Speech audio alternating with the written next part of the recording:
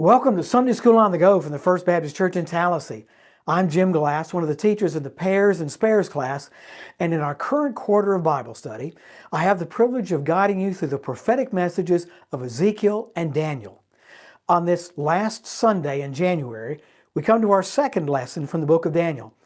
In chapter 3, we find the first of the two most familiar stories in the book, that of Daniel's three friends and the persecution they faced because they had chosen to remain faithful to the Lord in spite of the king's decree. Since our introduction to Daniel, Hananiah, Mishael, and Azariah in the first chapter, much has happened in the kingdom of Babylonia. In chapter 2, we read of Nebuchadnezzar's dream and how he called together all the magicians, enchanters, sorcerers, and astrologers with the order to tell him not only the meaning of his dream, but to describe to them the dream itself. Because they weren't able to, Nebuchadnezzar ordered their execution. When Daniel heard about this, he asked the king for time to understand and interpret the dream. Soon after, Daniel appeared before the king with the answer and explanation that the Lord had given him. As Daniel concluded his account, he said in verse 45, "The great God has shown the king what will take place in the future. The dream is true, and the interpretation is trustworthy." In response, King Nebuchadnezzar fell prostrate before Daniel and paid him honor and ordered that an offering and incense be presented to him. The king said to Daniel, "Surely your God is the God of gods and the Lord of kings and a revealer of mysteries, for you were able to reveal this mystery." And Daniel was richly rewarded. On the heels of this marvelous revelation and response, chapter 3 opens with the account of Nebuchadnezzar's construction of a golden image and the command to worship it. Nebuchadnezzar the king made an image of gold, the height of which was 60 cubits and its width 6 cubits. He set it up on the plain of Dura in the province of Babylon. Then Nebuchadnezzar the king sent word to assemble the satraps, the prefects, the governors, the counselors, the treasurers, the judges, the magistrates, and all the rulers of the provinces to come to the dedication of the image that Nebuchadnezzar the king had set up. Then the satraps, the prefects, the governors, the counselors, the treasurers, the judges, the magistrates, and all of the rulers of the provinces were assembled for the dedication of the image that Nebuchadnezzar the king had set up. And they stood before the image that Nebuchadnezzar had set up. Then the herald loudly proclaimed, "To you the command is given, O peoples, nations, and men of every language, that at the moment that you hear the sound of the horn, flute, lyre, trigon, psaltery, bagpipe, and all kinds of music, you are to fall down and worship the golden image that the king Nebuchadnezzar has set up. But whoever does not fall down and worship shall immediately be cast into the midst of a furnace of blazing fire." Therefore, at that time, when all the peoples heard the sound of the horn, flute, lyre, trigon, psaltery, bagpipe, and all kinds of music, all the peoples, nations, and men of every language fell down and worshiped the golden image that Nebuchadnezzar the king had set up. Now when or for what reason Nebuchadnezzar had this image made, we don't know. There's a tradition that says it was the 18th year of his reign, because he had conquered Egypt and all the lands from there all the way back to Babylon. He may have been moved to erect this image as a monument to his great exploits and his world power. Remembering the impressive images and monuments to the pharaohs, he could have been inspired to erect a similar image in his own capital city. Colossal statues in honor of the gods abounded throughout that part of the world, and nothing would be more natural than for Nebuchadnezzar to make the seat of his empire look more impressive than what he had seen elsewhere. We don't know why he built his image, neither do we know what the image represented. Some think it was made in the image of Nebuchadnezzar himself, but it was more likely a representation of Bel, the chief god of Babylon. The great image was made of gold, most likely meaning it was covered in gold more than made out of solid gold. And it stood some 90 feet tall with a width of 9 feet. The narrow dimensions make it unusual for a human being, but a statue of Nebuchadnezzar could have been situated on the top of a tall pillar. By way of comparison, the Colossus of Rhodes, one of the ancient seven wonders of the world, stood about 110 feet tall and was located on the island of Rhodes off the southwest coast of Turkey in the Aegean Sea. Our own Statue of Liberty stands a little over 150 feet above the pedestal that supports her. Nebuchadnezzar had this image constructed in the plain of Dura. About 5 or 6 miles south of the capital city, there was a small river called the Dura that flowed into the Euphrates River. Near the river, there are several mounds, each of which is made up of a large rectangular brick structure. One in particular is some 45 square feet at the base and 20 feet high, which may have been the pedestal for this colossal statue. However, this is only one of several possible locations suggested by biblical archaeologists. With this gigantic monument to his personal success or to honor the God who allowed him to subdue the surrounding nations in place, he then summoned the satraps, deputies, governors, judges, treasurers, counselors, sheriffs, prefects, advisors, magistrates, and all the other provincial officials to come to the dedication of the image he had set up. The list of official government dignitaries is quite long and probably intended to include all of those of high and important rank from every civil, legal, and military branch.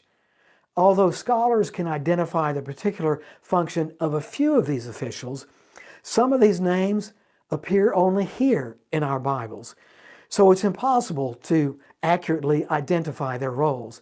It's also interesting that the names come from various languages, Persian, Assyrian, and possibly even Greek, to illustrate the all-inclusive nature of Nebuchadnezzar's invitation and the requirement that leaders from all the nations he had conquered be present for the unveiling and worship of his image. When they had all assembled there on the plain in Dura, the herald loudly proclaimed, "To you the command is given, O peoples, nations, and men of every language, that at the moment you hear the sound of the horn, flute, lyre, trigon, psaltery, bagpipe, and all kinds of music, you are to fall down and worship the golden image that Nebuchadnezzar the king has set up. But whoever does not fall down and worship shall immediately be cast in the midst of a furnace of blazing fire." Now, in spite of the fact that those present included peoples, nations, and men of every language, it wasn't a big deal for almost all of them to do as they were told. Nebuchadnezzar's God had overpowered their gods, proving that he was stronger and more powerful. Therefore, it was only reasonable for them to worship this more powerful God. And even though they fell down and worshiped the image Nebuchadnezzar had set up when they were told to, it didn't keep them from offering a similar worship to their own national or household gods. The call to worship was sounded by what must have been an incredible symphony of sound, and the herald lists only a few of the musical instruments that were probably used to alert the people to bow to the idol. Here again, scholars have been able to identify some of the instruments named, but the description of others has been lost to antiquity. But when all of these woodwind, stringed, and brass instruments sounded, everyone was to fall down and worship the golden image that Nebuchadnezzar the king had set up. And what about those who didn't fall down and worship the golden image? Whoever does not fall down and worship shall immediately be cast into the midst of a furnace of blazing fire. To us, this is so opposed to all our ideas of freedom of worship and religious expression, but that was the way it was in that day, and still is to some degree in much of the world even today. Its purpose, of course, was to enforce uniformity by the authority of the government and the rule of law that included the specific punishment that would be applied for any nonconformity. The punishment prescribed for failing to fall down and worship the golden image was that the offenders would be cast into a burning, fiery furnace. These three words easily produce a terrifying image of an intensely hot incinerator. A furnace like this would have an opening at the top where fuel could be dumped into the center, with an opening on the side for forced air to enter, causing the temperature to soar so much higher. Execution by being cast into a furnace was not unknown in that day. Jeremiah writes of Ahab, whom the king of Babylon roasted in the fire in chapter 29 of the book that bears his name. And Amos tells how the Moabites used this as a form of capital punishment as well. As you might expect, Nebuchadnezzar surely had a reason for doing this, and scholars have suggested several possibilities. It was certainly a test of loyalty of the government officials and all the people of Babylonia. Opposition to the gods of the kingdom was equivalent to hostility against the emperor and the empire. It could have been that in consolidating his political power, he wanted to consolidate the religions of the nations he had conquered. So he created an image that combined the two primary gods of that region, Bel and Merodach, into a singular entity that everyone was to worship. Whatever the motivation, it doesn't appear to have had any reference at all to those who worshiped the God the Jews worshiped, or to instigate a persecution of the Jews because of their God. It only demanded the recognition of the national God, to whom the king supposed he owed the greatness of his kingdom as the God of the kingdom, and was a command that Nebuchadnezzar's subjects could carry out without violating their consciences. All Nebuchadnezzar was concerned about was enforcing uniformity throughout his command and his kingdom. And as a result, disobedience to this instruction would reveal itself as rebellion against him and his rule. But again, this wasn't a big deal for the people of that day. It's just the way things were. And since the worship of Nebuchadnezzar's image didn't interfere with the worship of their other images and idols, why fight it? And that's the way it was for everyone in attendance that day. Well, almost everyone. Daniel and his three friends didn't see things that way. They recognized only one God, and they believed that anything else that people worshiped as a god was a false god.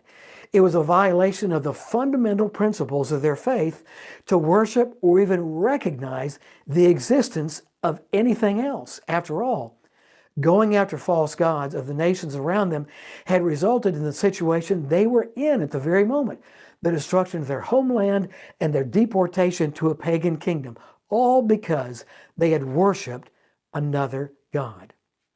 So, it wasn't long before somebody noticed. As we said last week, it's often more difficult to do the right thing when everybody's looking than when nobody's looking. Verse 8, at that time, certain Chaldeans came forward and maliciously accused the Jews. They declared to King Nebuchadnezzar, "O king, live forever. You, O king, have made a decree that every man who hears the sound of the horn, pipe, lyre, trigon, harp, bagpipe, and every kind of music shall fall down and worship the golden image. And whoever does not fall down and worship shall be cast into a burning fiery furnace." There are certain Jews whom you have appointed over the affairs of the province of Babylon, Shadrach, Meshach, and Abednego. These men, O king, pay no attention to you. They do not serve your gods or worship the golden image that you have set up. It was the Chaldeans who made up the ruling class of Babylonia, and Nebuchadnezzar himself was a Chaldean. It's quite possible that those who complained to the king had been jealous of the Jewish youths who had been placed in such privileged positions within the court. You may recall from chapter 2 that at Daniel's request, the king appointed Shadrach, Meshach, and Abednego administrators over the province of Babylon, certainly positions of considerable importance, power, and influence. Now that the Chaldeans, who certainly considered themselves the rightful heirs of the Babylonian Empire, had caught these three in an act of high treason, they had a chance at leveling the playing field. The word we have translated brought accusation or came forward is really a rather interesting word. It literally means ate the pieces, a telling picture of the ferocity of the malicious malice these Chaldeans had towards these three young men. Their intentions were twofold. First, they said, "These men, O king, pay no attention to you." They wanted to make this a personal assault on the king and his authority. Second, they do not serve your gods or worship the golden images you've set up. Their refusal to worship the image, as the king had commanded, was an act of high treason. The politics and military theory of that day rested on the belief that the gods were active participants in national affairs. Any offense committed against the national God, no matter how slight, would be avenged on the nation as a whole by this God. The refusal of these Jewish young men to offer the prescribed worship placed the entire nation in grave danger, or so they thought. And that's why they complained to the king. On a side note, biblical students sometimes ask where Daniel was in all of this. Scholars have offered several possibilities, most focusing on the likelihood that he was a person of too great importance in the court to be charged. In the previous chapter, after the Lord gave Daniel the interpretation of Nebuchadnezzar's dream, we read in verse 48 that the king placed Daniel in a high position and lavished many gifts on him. He made him ruler over the entire province of Babylon and placed him in charge of all the wise men. Perhaps these Chaldean accusers were using the actions of Shadrach, Meshach, and Abednego as a test case before they went against Daniel. On the other hand, since Daniel doesn't seem to be involved with the immediate situation, there wasn't any reason to mention him in the story. When Nebuchadnezzar was told of the refusal of these three Jews to worship his idols, his response was predictable and immediate. Verse 13. Then Nebuchadnezzar, in furious rage, commanded that Shadrach, Meshach, and Abednego be brought. Just in case he had been misinformed, or to allow them a chance to be the very first to change their minds, he asked them if what he had been told was true, ending his accusation with a threat. If you do not worship, you shall immediately be cast into a burning fiery furnace. And who is the God who will deliver you out of my hands? Well, Nebuchadnezzar had already proven that he and his gods were more powerful than the God of Israel because he had conquered Israel, laid waste its cities, and scattered her people throughout his empire. His warning was much the same as that of the Assyrian king Sennacherib, who told King Hezekiah, recorded for us in 2 Kings chapter 18, "Has the God of any nation ever delivered his land from the hand of the king of Assyria? How then can the Lord deliver Jerusalem from my hands?" But of course, he did.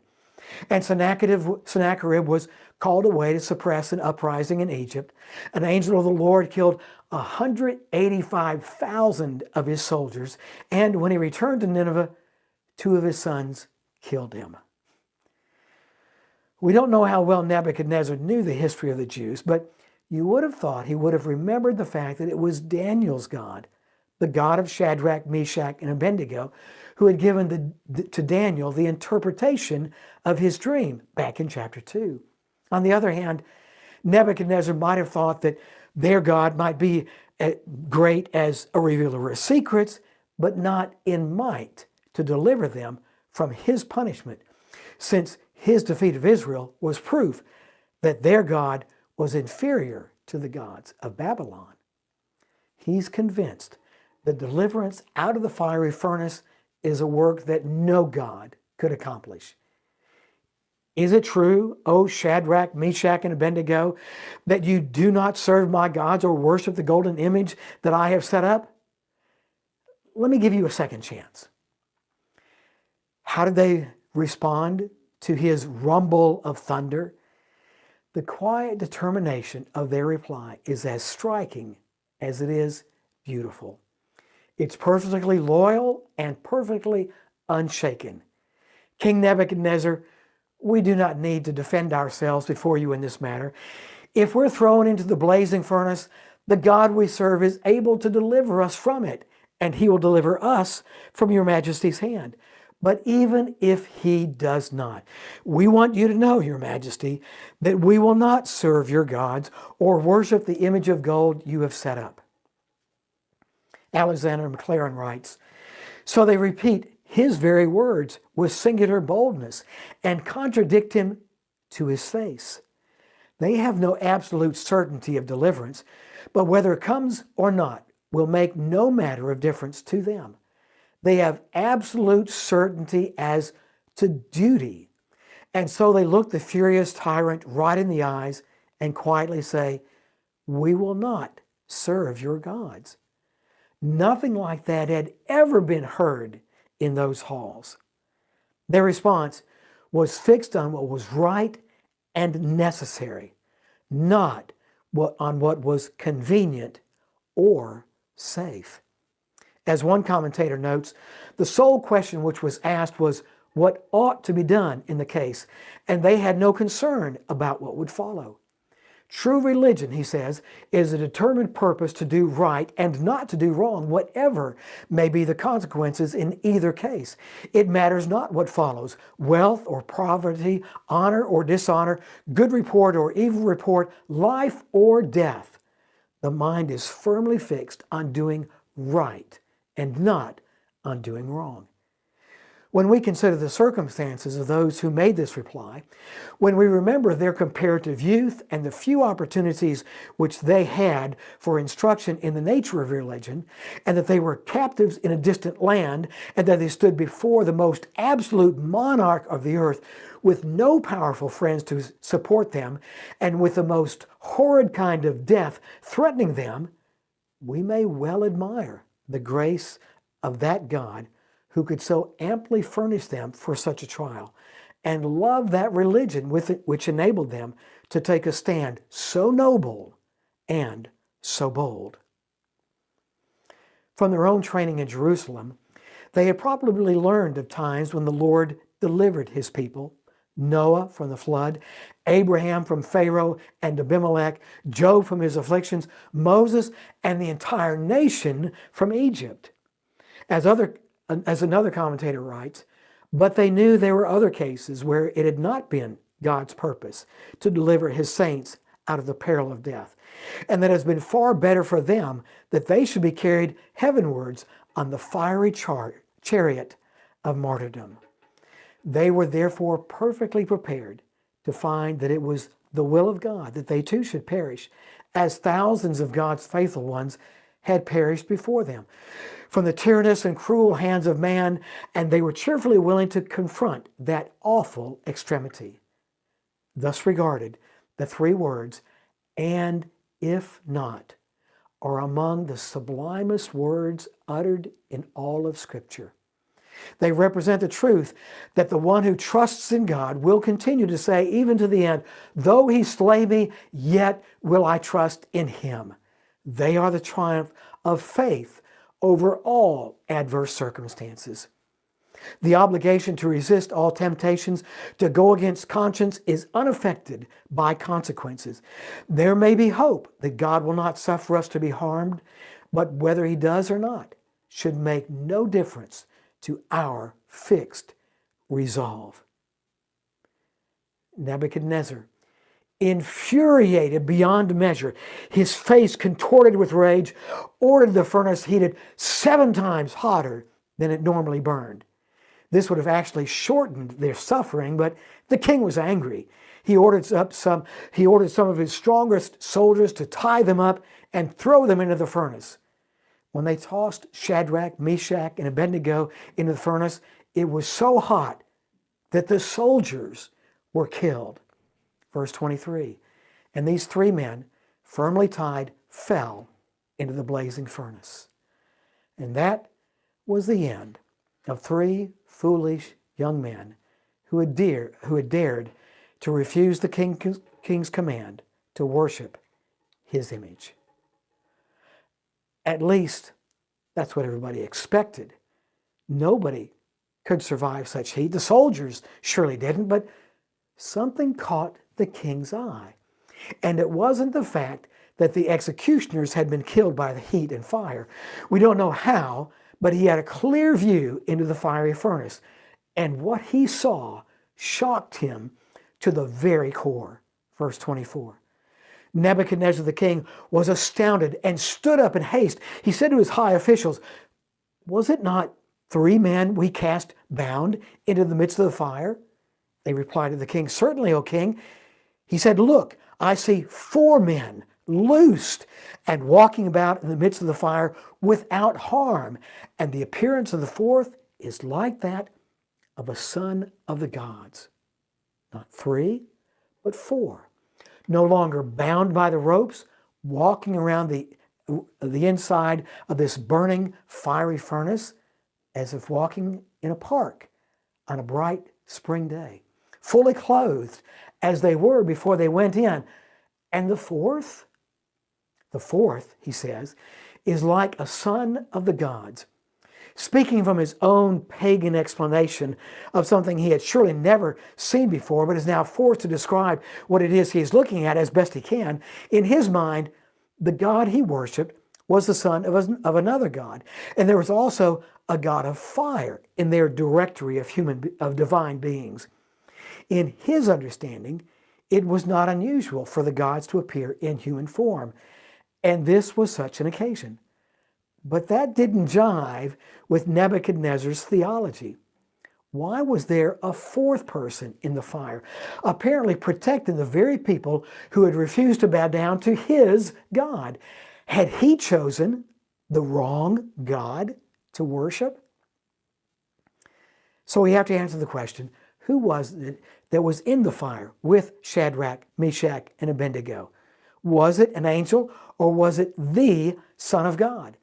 Many Christian writers from the 1st century onward have insisted that it was in fact Jesus, while others, mostly Jewish writers, have said it was an angel. Nebuchadnezzar himself says in verse 28 that it was an angel, but after all, what did he know about such things? On the other hand, we find many places in Scripture when an angel appeared to protect and defend faithful believers. In reality, we just don't know and really can't know from the limited information we have. Still, the appearance of this 4th person and the fact that Shadrach, Meshach, and Abednego were walking around unbound made a powerful impression on King Nebuchadnezzar. Verse 26. Then Nebuchadnezzar came near the door of the furnace of blazing fire. He responded and said, "Shadrach, Meshach, and Abednego, come out, you servants of the Most High God, and come here." Then Shadrach, Meshach, and Abednego came out of the midst of the fire. He addresses them as servants of the Most High God. They had confessed to being his servants, and that was why they had refused to bow down to Nebuchadnezzar's golden image. Nebuchadnezzar now saw that not only were they his servants, but that the Lord had come to their defense because they were his servants. Nebuchadnezzar acknowledges that the Lord is the Most High God. But this doesn't mean he believed that he is the Most High God, placing his faith in him. It was simply a matter of religious etiquette for him to speak of a God in the highest order of the divine hierarchy as the God of gods and God Most High. In the previous chapter, Nebuchadnezzar had already declared the God of Daniel to be the God of gods, but it didn't mean to him what it means to us. Nebuchadnezzar's belief that Jehovah God was one of many, perhaps even the most powerful. God is very different from believing that he is the only one true God. Recognizing who they were and what God had done to protect them, Nebuchadnezzar seems to ask rather politely for them to come out of the furnace. When they did, verse 27, the satraps, the prefects, the governors, and the king's counselors gathered together and saw that the fire had not had any power over the bodies of these men. The hair of their heads was not singed, their cloaks were not harmed, and no smell of fire had come upon them. It seems that the intended execution had brought together quite an assembly of government officials who now bore witness to the fact that Shadrach, Meshach, and Abednego had not been affected in any way by the intense flames of the burning fiery furnace. And their astonishment was not limited to the confusion over how the physical laws of nature were somehow suspended. The soldiers died, but the three Jews were untouched by the increased intense heat of the furnace. It was all the more significant to the Chaldeans because their god of fire was rather high up in their hierarchy of gods. The fact that the hair of their heads was not singed, their cloaks were not harmed, no smell of fire had come upon them, and that the fire had not had any power over their bodies, even after they had been tossed into the fiery domain that was home to their fire god, clearly proved that the God of Israel was the master of one of the most powerful physical forces known to the people of that day, fire. And their God of fire was subservient and inferior to this greater God. As a result of this miraculous deliverance and demonstration of superior power beyond anything they could have imagined, verse 23, Nebuchadnezzar responded and said, "Blessed be the God of Shadrach, Meshach, and Abednego, who has sent his angel and delivered his servants who put their trust in him, violating the king's command, and yielded up their bodies so as not to serve or worship any god except their own God. Therefore, I make a decree that any people, nation, or tongue that speaks anything offensive against the God of Shadrach, Meshach, and Abednego shall be torn limb from limb and their houses reduced to a rubbish heap, inasmuch as there is no other God who is able to deliver in this way." No, Nebuchadnezzar is not yet a follower of the one true God. He simply recognizes the superior power of the Lord, but he's not yet placed his faith in the Lord. That would come later, if it would come at all. For at the moment, he only recognizes that the Lord God exists, that he is powerful, and that he should be honored. So convinced was he of the power of the Lord that he reversed his prior command, not only allowing Shadrach, Meshach, and Abednego to continue of their worship of the Lord, but also laying down some rather extreme punishments for those who would speak against the Lord. This God, he says, sent his angel to rescue his servants.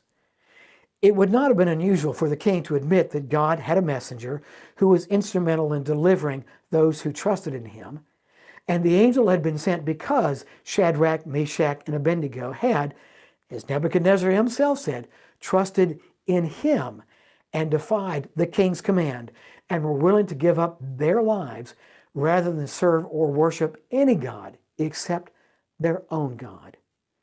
Rather than bow down to worship a God that they regarded as an idol made by human hands and not a God at all, rather than violate their consciences and fail the first commandment not to have any other gods before the one true God, they preferred to be cast into the flames, committing themselves to the protection of God. They had done this voluntarily, and they could have easily avoided this terrible punishment if they had only chosen to obey the king. He had given them time to think carefully about their decision, and he knew that they had resolved to pursue the course which they did from principle, no matter what might be the results. The obedience to the dictates of conscience, this firm determination not to do wrong regardless of the cost, he had to respect. Even the wicked are forced to acknowledge steadfastness in faith. And Shadrach, Meshach, and Abednego's firm conviction commanded respect even from one as proud and tyrannical as Nebuchadnezzar. In response to God's intervention on behalf of his servants through his mediator, Nebuchadnezzar has a decision to make. He can either maintain his order to bow down to the image he had made, or he can rescind his order and instead honor the God of Shadrach, Meshach, and Abednego. He wisely chose the latter. In setting forth the rather extreme punishment to be inflicted on anyone who speaks anything against the God of Shadrach, Meshach, and Abednego, Nebuchadnezzar was not defending God, but protecting his own empire. If anyone were to speak against the Lord in such a way that he were to take offense, he could bring judgment upon the entire nation. Such was the understanding of how the gods generally operated. The object of the punishment was to remove the wrongdoer from the face of the earth, along with every remembrance of him, so that God would no longer have an excuse for executing his vengeance on the nation. Finally, at the end of the chapter, the king promoted Shadrach, Meshach, and Abednego in the province of Babylon. How or to what new office Nebuchadnezzar promoted them, we don't know. He certainly restored them to their previous levels of responsibility. Once again, there's no evidence that the king had actually placed his trust in God, only that he feared God enough to honor his servants in the hope that he might somehow avoid reaping God's displeasure. And with that, Hananiah, Mishael, and Azariah disappear from Daniel's record of life in Babylonia. But the powerful example they set encouraged generations of those who would be persecuted for choosing to obey God rather than men, as they took heart the words of Isaiah chapter 43. But now, this is what the Lord says: He who created you, O Jacob, he who formed you, O Israel, fear not, for I have redeemed you. I have summoned you by name. You are mine. When you pass through the waters, I will be with you. And when you pass through the rivers, they will not sweep over you. When you walk through the fire, you will not be burned. The flames will not set you ablaze. For I, the Lord, your God, the Holy One of Israel, is your Savior.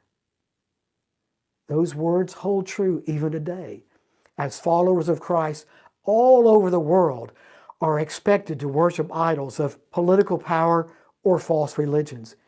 More Christians were killed in the 20th century than in all the previous 1900 years combined. The persecuted church, and in fact all believers, should face opposition no matter how great, with the same confidence of these three young men who told the man who held their lives in his hand, or so he thought, "Our God, whom we serve, is able to deliver us from the burning fiery furnace, and he will deliver us out of your hand, O king. But if not, be it known to you, O king, that we will not serve your gods or worship the golden image that you have set up." Well, thank you for being part of our overview of the message of the prophet Daniel, as he and his three friends remained ever faithful to the Lord, even in the face of certain death. As you reflect on this so very familiar story, consider how steadfast you are when you're challenged to do the right thing, especially when everybody's watching. Next week, in chapter 4 of the book of Daniel, we'll discover the terrible fate that befell Nebuchadnezzar because of his pride and how he responded when he was restored. On a personal note, thank you for praying for Susan as we've been in Houston this month for her cancer treatments. Your prayers and encouragement have been a great source of comfort for her. As always, it's still a good thing to do. Keep calm, trust in the Lord, and wash your hands. God bless you.